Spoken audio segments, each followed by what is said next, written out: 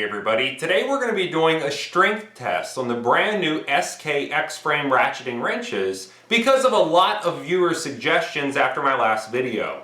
Now in that video I put up the brand new X-Frame versus the right grip and the Snap-on Flank Drive Plus. We looked at them side by side, went over the advantages and disadvantages of each, and then the real test was the open end. Now they all have a very unique open end that will allow it to grip onto a fastener, not let go, and it's not going to spread, and all three of these could shear the head off of a grade 8 bolt. But in this video we're going to focus solely on the ratcheting box end. I'm going to give you some closer-up looks at it, and then we're going to do a strength test to see if it will actually fail or if it's going to be able to shear the head off the exact same grade 8 bolt. To first take a quick look at the SK X-Frame versus that Snap-on Flank Drive Plus and the right grip wrench made by the Right Tool Company. In the last video we did go over the advantages and disadvantages of each of these, as well as a side-by-side comparison with dimensions and weight. And really the thing that stood out to me was the size difference between the ratcheting box end and the standard non-ratcheting box ends. When we look at the ratcheting box end of a ratcheting wrench, you do want to take into account that there's a mechanism inside that allows it to ratchet. So of course it will be thicker as well as wider than a standard box end. But when we compare the X-Frame to a standard auto parts store variety, a gear wrench or even a proto, they are very similar in size. And here's a side view to show you exactly what I'm talking about. But as far as the thickness of them goes, the X-Frame is going to be right in line with everybody else.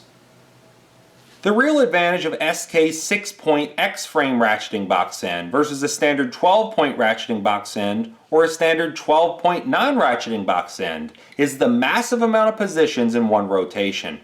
Because of its unique design with the 6 pawls, meaning that 2 are engaged at any one time and they alternate between 3 sets, it can give you an extremely low swing arc of only 1.7 degrees.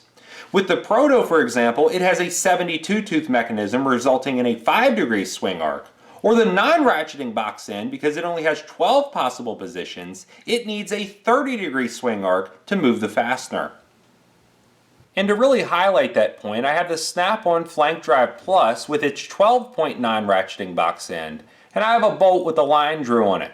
To move it to the next position, you would have to lift that off the bolt, rotate it, and then you can see it is resulting in a 30-degree swing each time. When we take a look at the Proto, it does have a ratcheting box end, but it's not nearly as efficient or as low of a swing arc as the SK. And if we watch each click, you can see that it is resulting in a 5-degree swing. When we look at the SK, however, because it does have 216 possible positions, that same exact bolt barely needs to move in order to engage the next tooth on the mechanism. Now let's see how that box end is going to do, shearing the head off of a brand new grade 8 bolt.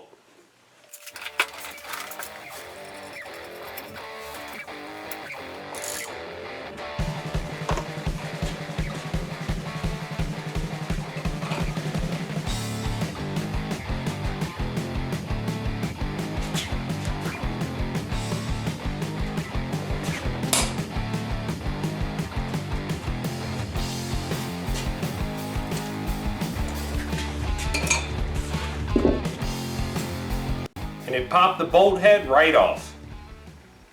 And now using another bolt, we'll go ahead and test out the mechanism to see if it was damaged at all during that test.